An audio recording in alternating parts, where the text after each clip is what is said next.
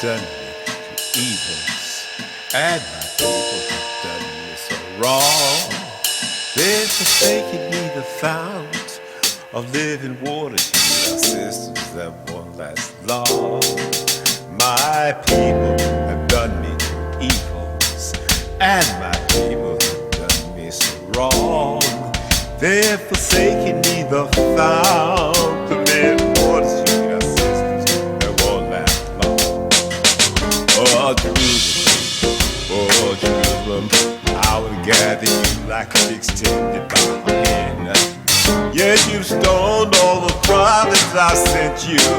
They were good, worthy, mortal men. My love for you is without measure. 'Tis a love without beginning or end. I would have given you your transgressions, cast in the sea of forgetfulness, your sin. My people have done me two evils, and my people have done me so wrong. They have forsaken me, the fount of living water, healed our systems that won't last long. My people have done me two evils, and my people have done me so wrong. They have forsaken me, the fount of living water, our systems that won't last long. Systems that won't last long. Systems that won't last long. Systems that won't last long. Good evening. Tonight I will continue reading from my novel titled Labyrinth, a story of a young man's sojourn in the Georgia chain gang. We will begin with chapter 2. Let us get down to business. By the time Mark Hope was born on Friday, 3rd of June, 1983, 4 of his other half-siblings were already living with his mother, Sally Ann Ellington. There was Thelma Lou and Grace Ann Ellington, who were 7 and 6 years old respectively. They had the same father, Derek Ames. She also had Otto and Princess, both toddlers. Their father was a German, a military officer. Mark was born in Houston, Texas, where Sally Ann was living with her older sister Merrill.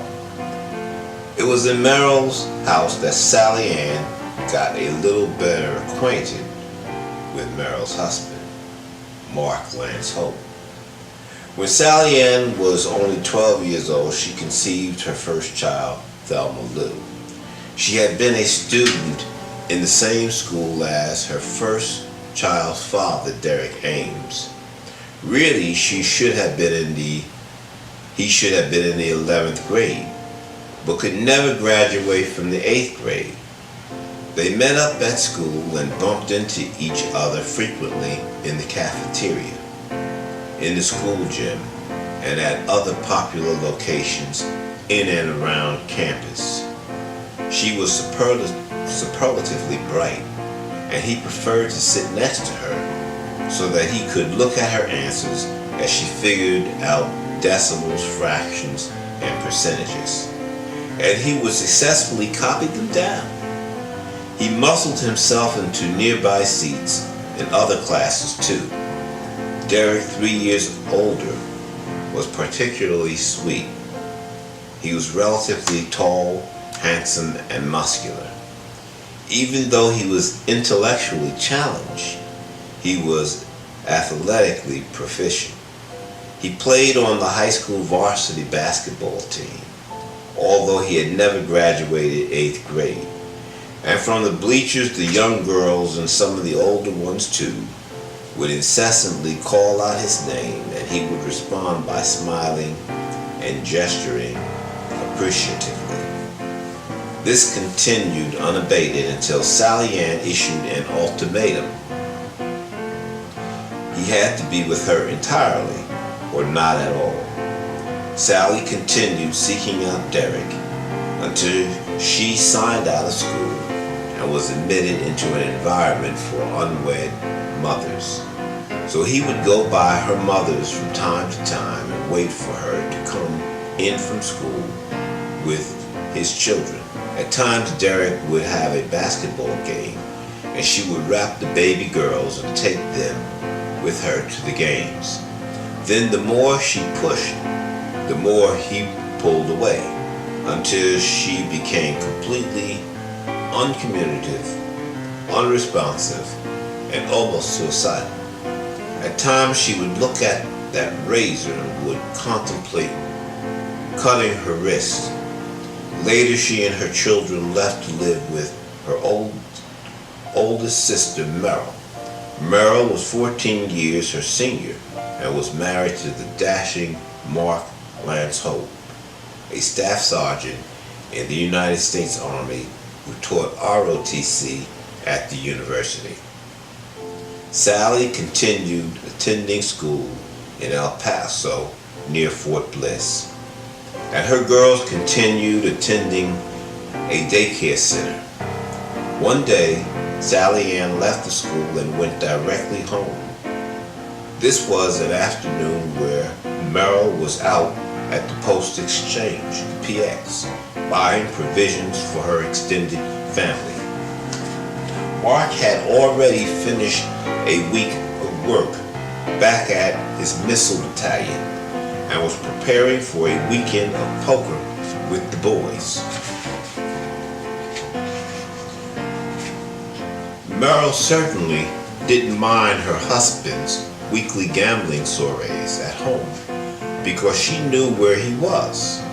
And when the boys left and the children were in bed, she would have him all to herself. That was more than what a lot of wives, even some living on post, could expect or hope for. From the training brigade, he brought home a German soldier, Johannes Müller, who was learning how to interrogate aircraft and track targets on a cathode ray tube and determine whether aircraft was either friendly or aggressive nationals. Johannes was the only white soldier invited to come over and play cards with Lance, although he would have a Mexican come over from time to time. Johannes was from Heidelberg and spoke fluent English and had a distinct accent. Mark was one of his instructors in the Air Defense Artillery School, and they were friendly towards each other, often teaming as partners in poker. The fact that his 15-year-old sister-in-law was seeing a German soldier did not rattle him. It did, however, unsettle Merrill. Thank you. I'd like to thank you for watching this video, Remove This Reproach. I'd like for you to press the like button, make a comment, subscribe, and ring the bell. In the future, we'll have a giveaway for you. We already have one for the new year, and we will be announcing it and putting it in the link. Thank you very much.